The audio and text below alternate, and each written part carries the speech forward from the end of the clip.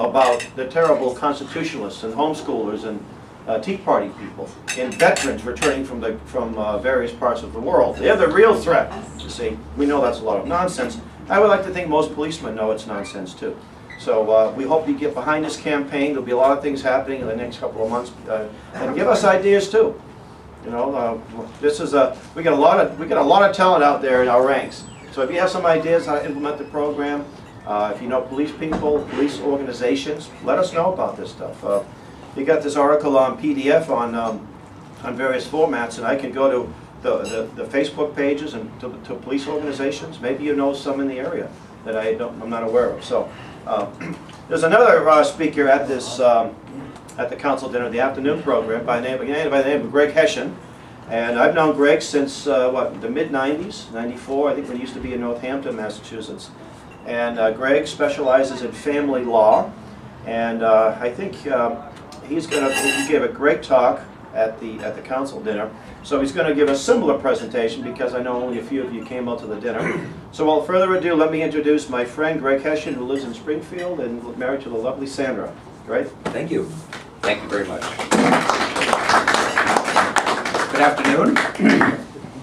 I never tire of starting to speak with this great quote from Prime Minister William Pitt of Great Britain. He uttered it the same year that our Constitution was signed, 1787. "Necessity," said the Prime Minister, "is the plea for every infringement of human freedom. It is the argument of tyrants. It is the plea of slaves." And today I would like to talk about what has happened to our legal system while we weren't watching. Fortunately, probably most of you have never had the necessity to go into a court of law or be dragged into one against your will or be a witness or be sued. But if you have, some of this is going to resonate with you. But if it hasn't, I want to give you some insight, a sort of peek through the fingers look with horror at this legal system that is now in place of the United States. It's one of our three branches of government, and so it's very important to understand it. And it's the least understood branch because it's the one that's sort of shrouded in the most secrecy and the most, you know, we have black robes and we have all kinds of rituals that go with this. But only a very small number of people ever see this thing. And I've been privileged to practice law since about 1993. And today I'm going to talk with you not just about the family law. That was what I primarily focused on in Albany. But I want to give you a little bit of insight into how the whole system is working as related to our Constitution. Now, probably I would assume almost all of us here are Massachusetts citizens. I didn't focus on this, but in our Massachusetts Constitution, the first article of it is called the Declaration of Rights. It was written by John Adams in 1780, 7 years before the Constitution. And it contains some of the most amazing statements of protection of rights that is in any constitution of any of the states in the United States. And it is the earliest of them. And a number of these things are critical to what we now see in our United States Constitution. For example, listen to this. This is Article 10 of the Massachusetts Declaration of Rights. Each individual of the society has a right to be protected by it in the enjoyment of his life, liberty, and property. Now, you notice that in our declaration it got changed to pursuit of happiness. This says property. In Massachusetts, believe it or not, our document says we have a fundamental right that protects the property. But is that happening in practice? Well, we're going to get to that in a moment. Obviously, probably, you know, Birch members are enlightened as to what's going on, and I'm not going to belabor all of the woes that we're now experiencing. But probably all of us here would say the government right now is more in the business of taking property than protecting property. Now, a lot has happened since this went on. Here's another great one. All power residing originally in the people and being derived from them, the several magistrates and officers of government vested with authority, whether legislative, executive, or judicial, are their substitutes and agents, and are at all times accountable to them. Whoa! Now, I love to, and I use this when I argue in front of appellate courts who are more interested in these sort of more arcane ideas of the law instead of the nitty-gritty pieces of it. If you bring something like this up, you know what they do?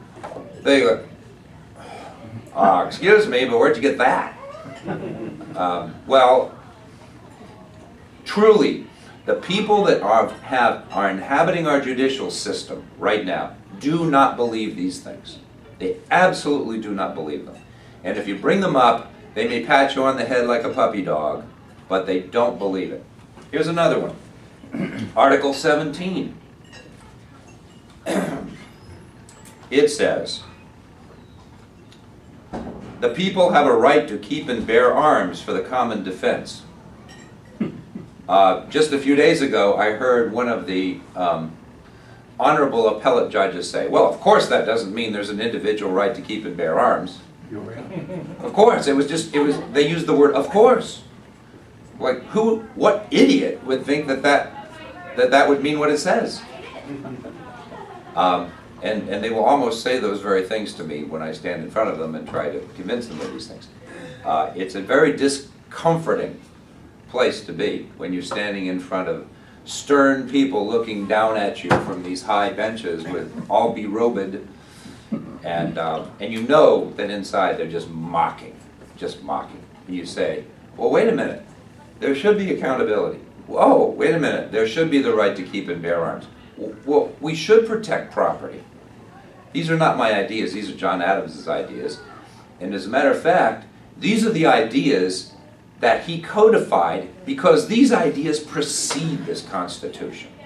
Those of us who are in the society understand that all constitutions do is put in writing an existing framework of rights that are God-given and that are natural law and that have always been around and by all freedom-thinking people should be preserved. All the Constitution does, as Jefferson said, is bind them down with the chains of the Constitution. So the Massachusetts Constitution actually has a far more complete set of rights that are explicitly preserved than the United States one does, particularly in terms of property, because if you look in the federal Constitution, you won't see a protection of property in there except for a very, very tiny sliver if they take your property under eminent domain. They do have to pay you, but that's the only small tip of the hat to property protection. This protects it as a fundamental right, like speech or anything else. And you may find it interesting that, here's how it starts. All men are born free and equal and have certain natural, essential, and unalienable, meaning you can't give them away. An unalienable right is a right you cannot give. You're not allowed to give it away. It's not susceptible to giving away. You must keep it. Among which may be reckoned the right of enjoying and defending their lives and liberties, and that of acquiring, possessing, and protecting property. Whoa. In fine, that of seeking and obtaining their safety and happiness. Now, I'm just going to read another phrase here that will probably astound you. This is in the Constitution? Well, yes, it is. It is the right as well as the duty of all men in society, publicly and at stated seasons, to worship the Supreme Being, the great Creator and Preserver of the universe.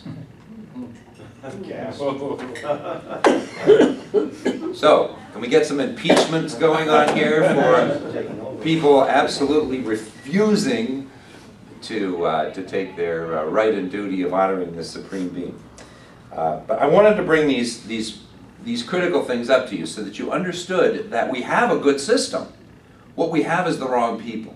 Yeah. What we have is we've put in place people with thinking that honors the state as God instead of God as God. These people started with God being the supreme being, and then they reasoned from there. So they ended up, because God says you honor property, God says you honor life. So we had laws against abortion. because we honored life. We had laws against taking property because we honored life. So they started with the right first part, and then they went down, and our laws reflected, in general, protection of persons and protection of property. But there's been a new development in the last 30 to 40 years, and it's happened in almost every aspect of law that's happened in this last 30, 40 years, just about since the 1960s, and it's sort of a dividing line where you can start to see a totally different type of thinking about law. Up until then, law protected persons and it protected property, as it should have. But since then, most of the laws protect the state. That's the difference. What is, for example, if you drive a car, you need probably 10 actual interactions with the state before you're permitted to drive a car. You have to get a license, you have to register it, you have to get a title, you have to get an inspection, you have to pay several different taxes to various different entities, including a sales tax for the vehicle, an excise tax every year, and on and on. We're all, unfortunately, very familiar. You have to have insurance. If you don't buy insurance, then you can be stopped. You will be pulled over to the side of the road if you're stopped, and you will walk, and your car will be towed. Now, this is an amazing thing. Who is this protecting? You? No, it's protecting the state, because they want their cash. They want their vig. If you look at gun laws, in order to carry a firearm, you need to ask your local police chief to supplicate to your local police chief and hope that you will get a license. This is a law that protects the state. It doesn't protect anybody. I live in a city, I lived until actually 2 days ago in a city, Springfield, which has, nationally they said, the 12th worst crime rate per capita in the United States. In the whole United States. Just over last weekend they had 3 murders, you know. It was just a pleasant place. And they were within a few blocks of my former house that I just sold. Hence the former house. The problem is this. Every one of those murders were committed by an unlicensed gun. Not one exception. So who benefits by gun laws? Criminals. Yeah, well, they aren't going to bother them. I mean, what do they care? So, okay, here you have first-degree murder, punishable by life without possibility of parole, plus 1 year for the gun violation. I'm serious. And you can read this. And I read these appeal cases that come through every day. First-degree murder, sentenced to life without possibility of parole, plus 1 year. Well, who is being benefited by this? The only person that's being disadvantaged is the lawful person who in almost 99.999% of cases is never going to use that gun improperly, ever. So what is this for? It's to control us. The state wants to control us. They don't care about controlling the criminal. The system right now controls the criminal very well. They do quite well with it. They process first-degree murderers with the most amazing efficiency. They put them in jail, they try them, and then they put them back in jail. It works perfectly. You know who has the trouble with the state right now? It's us. Because we have another king but Caesar. And we are the enemies of the state in a sense. They have trouble with us. And another aspect of law that's come into place is family law. And has come into its ascendancy.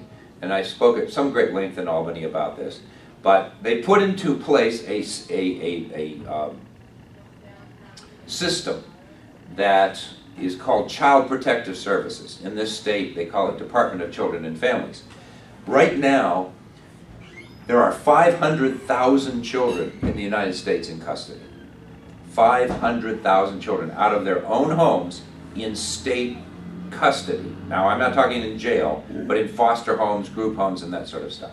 In the Commonwealth, there's 11,000 of them right now. That's a lot of kids. And, you know, and here is, and this is just like in the gun situation. One would think that if you had 500,000 troubled children, or children from troubled homes, let's say, it's not the children that are troubled, it's allegedly the parents that are, that you would have put such a dent in the problem of child abuse that the statistics would have gone down, right? They have not. They've not gone down. The system is there to perpetuate itself. And it's a multi-billion-dollar system just in the Commonwealth alone. Every state has a duplicate. All 50 states did. And one of the wonderful things I learned in the Birch Society, and I want to use the Child Protective Services as a great example so you can understand how the Birch Society helps us educate ourselves as to the method that these things come about. There was a fantastic article a number of years ago about how these laws like that come into existence. And the article set it out this way: agitation from above and agitation from below. And the Child Protective Services stuff came into effect in 1974. Walter Mondale was the lead senator that helped put this together. It was under an act he called the Child Abuse and Prevention Treatment Act, and CAPTA as an acronym. This was under President Nixon, who signed it, who is one of the, of course, in this group I can say, one of the most liberal presidents that's ever occupied the White House. Most people would go, huh? The guy was a conservative. Well, obviously he wasn't. But, so, what they did is this. Senator Mondale, very clever man, he got agitation from below by getting all sorts of advocacy groups that were dealing with abuse and violence and domestic problems to all come at interminable hearings in Washington, all with very sad stories about abuse. Very understandable. Yes, it is a problem. Let's not whitewash it. It is a problem. And so the people, the endless parade of people, got incredible sympathy. We have to do something. There needs to be a law. Okay. So agitation from above. He organized the legal superstructure so that it could be done on his level. And here's what they did. So they used the people from below, they got this from above, but here's the structure. And almost all of these new laws work this way. Here's the secret.